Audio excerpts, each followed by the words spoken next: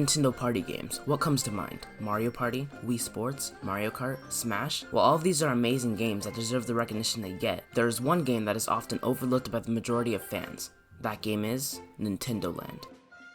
Nintendo Land was released on November 18, 2012 as a launch title for the Wii U. It was made to be a unique party game that utilized the gamepad to the best of its ability, and to its credit, it did just that. Nearly every single minigame uses the gamepad in new and creative ways that could have only been done on the Wii U. I think that's part of the reason this game is so good.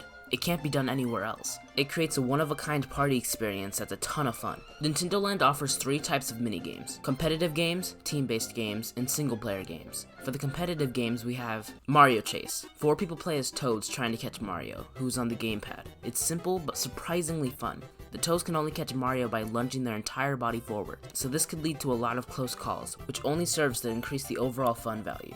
Luigi's Ghost Mansion.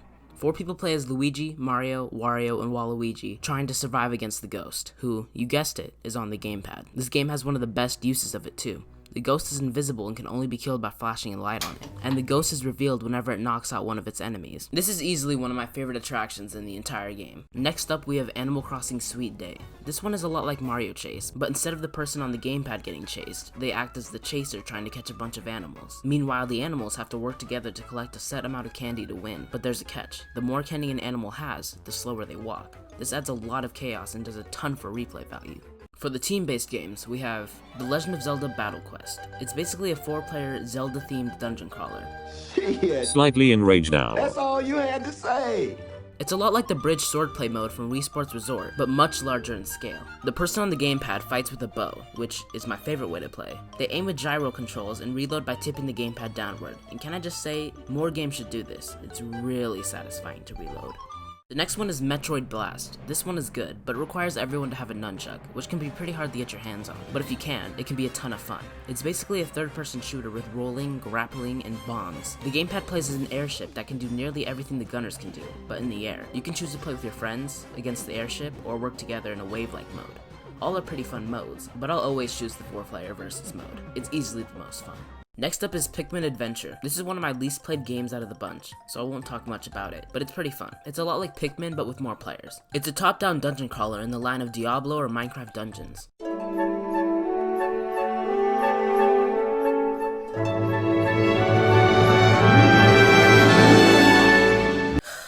Yoshi's Fruit Cart. This is easily the most boring attraction in the entire game. You draw a line on the gamepad for Yoshi to follow. It's just boring. Moving on. Octopus Dance! This one's pretty fun. You have to copy the movements of this submarine thing, and the point of view changes and stuff. It's Captain Falcon's Twister Race. On the gamepad, you have a bird's eye view. On the TV, you get a third-person view. You have to switch between the two to succeed. If you get hit by too many obstacles, you lose. It's simple but fun, especially when you're going for high scores. Balloon Trip Breeze.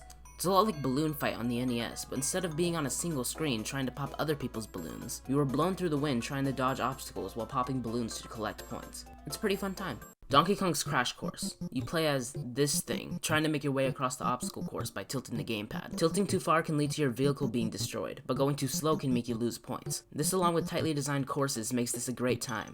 Now last, but certainly not least, Takamaru's Ninja Castle. This one is so much fun. You get to play as a ninja, you swipe the gamepad to throw shurikens, you can unlock different power-ups, you reload by tipping the gamepad. Yeah, this is definitely my favorite single-player attraction. Notice something about the minigames? They all use fully remixed tracks from the games they're based on. In fact, this game has a whopping 284 songs in its soundtrack. This just goes to show the amount of love and care Nintendo put into this game.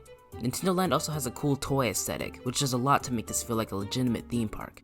Speaking of the theme park, you can actually change how it looks. You can change the time of day, change the music, and add a bunch of stuff to fill your park to your heart's content. You do this by using coins. You get coins by playing attractions, but instead of spending the coins, you use them as bullets in this 8-bit minigame, and if you win, random prizes pop out, and then you have them. I don't really like how they did this. The prizes don't seem to be consistent at all, and they don't stay in the park after you leave the game. You have to reactivate them, which is really annoying. What I would have done is add some sort of shop, and you can use your coins to buy everything that's already in the game, plus different cosmetics for your Mii, and lock things behind a play wall, incentivizing playing different games more if you're going for 100% completion, similar to the shops in Mario Odyssey. The minigame's fine, but after a while it becomes boring and repetitive. Soon enough you'll end up with 500 coins that are never used. Also, increase the coin cap. 500 is way too little considering how much you get. Also, don't don't revert everything back to boxes when you exit the game. That's just annoying. Doing these things would make the coin mechanic a lot more relevant to the gameplay, and would make collecting coins fun and exciting. I believe that every party game should have some sort of playlist mode, the ability to play every minigame without having to individually pick each game. Nintendo Land's version of this is a traction tour. Up to 5 players play a minigame of their choice to collect points. Spectators can vote on who they think the winner will be to get extra points. It's not much, but it's a great addition. In conclusion, Nintendo Land is an underrated gem because it brings something new to the party genre, with 12 amazing minigames that could have been done anywhere else, a rich atmosphere, an excellent soundtrack, and much, much more. If you have a Wii U and don't own this game, shame on you, because this is Nintendo party games at its absolute finest.